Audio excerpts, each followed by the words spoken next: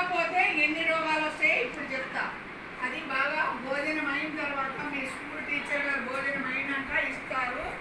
అది నమిలి మింగాలి. ఎవరైతే మింగరో టీచర్ గుర్తుపెట్టుకోండి, వాళ్ళ నుంచి అందరికి కూడా ఆ రోగం వస్తాయి. కాబట్టి మీరందరూ మింగాలి. ఇక్కడ ఈ బాబు చూసారా, కడుపు నొప్పి. ఈ పాప చూసారా, కడుపు నొప్పి. ఎందుకు? మట్టిలో ఆడుతుంది, గోడలో మట్టి ఉంటుంది, అందులో నుంచి కడుపులో పోతుంది. ఎందుకు మట్టిలో నుంచే వెళ్తుందంటే, ఇటు వరకటు బయట కూర్చునేవాళ్ళు దొడ్డిగా నవ్వకూడదు, అందరి కడుపులో నుంచి వస్తుంది. కాబట్టి అందరికీ లెట్రిన్లు ఉండవు, కొంతమంది పట్టుకోరు డబ్బు లేక. అలాంటప్పుడు ఏమవుతుంది, బయట కూర్చుంటారు. కొన్ని రోజులకి పేడైనా ఎండిపోతుంది కదా, అలాగే ఇది కూడా మనది కూడా ఎండిపోతుంది. ఎండిపోయినప్పుడు మీరు కింద చేతులు పెట్టి ఆడతారు కదా, ఆ ఆడేది మన చేతులకు అవుతుంది, ఆడలు ముట్టుకుని నీళ్ళు ముట్టుకుంటారు. అందులో ఏమవుతుందంటే, మనం దొడ్డి కూర్చున్నప్పుడు కొన్ని గుడ్లు ఉంటాయి, అందులో గుడ్లు ఉండిపోయి మనం ఆడినప్పుడు అవి మన నోటి ద్వారా కడుపులోకి వెళ్తాయి. అలాగే మన కాళ్ళ పగుళ్ళలో నుంచి కూడా కొన్ని క్రిములు వెళ్ళిపోయి మన కడుపులో జోరి మనకు ఆకలి ఉండదు, రక్తం పీల్చేస్తాయి.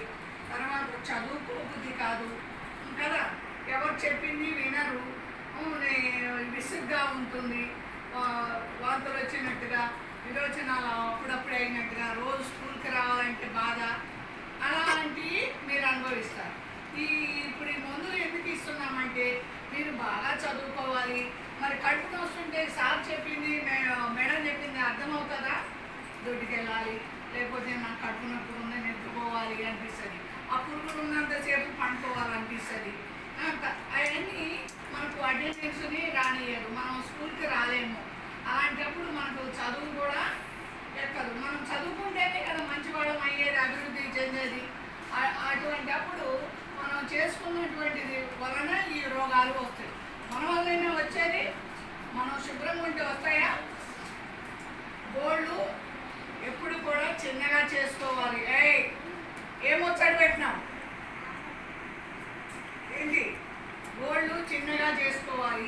వారానికి ఒకసారి, రోజు రావు, వారానికి ఒకసారి కత్తిరించుకోవాలి. దాంట్లో మట్టి లేకుండా చూసుకోవాలి. అన్నము తినే ముందు, తిన్న తర్వాత మామూలుగా కడుక్కుంటాం. అలాగే మల విసర్జనానికి అంటే లెట్రిన్కి వెళ్ళే ముందు కడుక్కోకపోయినా వెళ్ళి వచ్చినాక కడుక్కోవాలి. ఇదేంతో కడుక్కోవాలి? సబ్బుతో కడుక్కోవాలి. ఎందుకంటే మనకు కడుక్కుంటాం కాబట్టి మలము చేతికి ఎక్కడన్నా ఉన్నా ఆ బ్యాక్టీరియా కానీ ఆ క్రిములు ఉన్నప్పుడు చచ్చిపోవడం కోసము శుభ్రంగా కడుక్కోమని చెబుతాం. అది దాని ఉద్దేశం. ఇంకా మనము త్రాగేటప్పుడు శుభ్రమైన నీళ్ళే ఎందుకు తాగమంటాము? కొన్ని ఇప్పుడు నీళ్ళు కొడతా ఉంటారు, అక్కడ పిల్ల మూత్రం చేస్తుంటారు, అవే నీళ్ళు చిన్ని పడుతూ ఉంటాయి, దాంట్లో తాగుతుంటారు. అలాంటి కొన్ని జరుగుతూ ఉంటాయి. ఒక్కోసారి డ్రైనేజ్ దగ్గర ఆ పైప్ లైన్ పగిలిపోతుంది, ఆ చుట్టుపక్కల మురుగు ఉంటుంది, దాంట్లో ఈ నీళ్ళు పైపులోకి వస్తే తాగుతారు. అలా టైఫాయిడ్ ఇంకా రోగాలు కడుపులో ఉన్నట్టు ఇవన్నీ కూడా వస్తాయి. అందుకోసం అని చెప్పి శుభ్రమైన నీరు. పండ్లు కూడా తెచ్చుకుని తింటారు, ఆ పండ్లు కూడా శుభ్రమైనటువంటి నీటితోనే కడుక్కోవాలి. మరి పుస్తకాలతో ఎందుకు తిరగకూడదు మేడం? మేము షూస్ ఎందుకు ఇస్తున్నారు గవర్నమెంట్ అంటే, ఈ పగళ్ళ ద్వారా కాళ్ళ నుంచి పిల్లలకు మీకు ఎటువంటి జబ్బులు రాకుండా మంచిగా చదువుకోవడానికి, మీరు అభివృద్ధిలోకి రావడం కోసం యూనిఫామ్ ఒకటి, చెప్పులకి కాళ్ళకి చెప్పులు లేకుండా షూస్ ఇస్తున్నారు. ఎందుకంటే మడము చుట్టూ కూడా మీకు కవర్ చేస్తుంది కదా, పగుళ్ళలో రాకుండా. అందుకని గవర్నమెంట్ వారు మిమ్మల్ని దృష్టిలో పెట్టుకుని షూస్ ఇస్తున్నారు. ఇంకా మీకు ఇంటి దగ్గర సరైనటువంటి ఆహారం ఉంటుందో ఉండదని పోషకాహారాన్ని ఇక్కడ అందిస్తున్నారు. ఇవన్నీ తిన్నప్పటికి కూడా మీరు శుభ్రంగా లేకపోతే అంతా వృధానే కదా.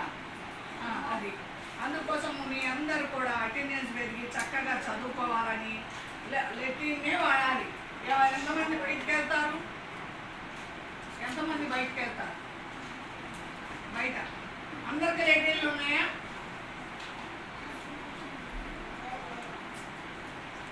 యొక్క పురుగులు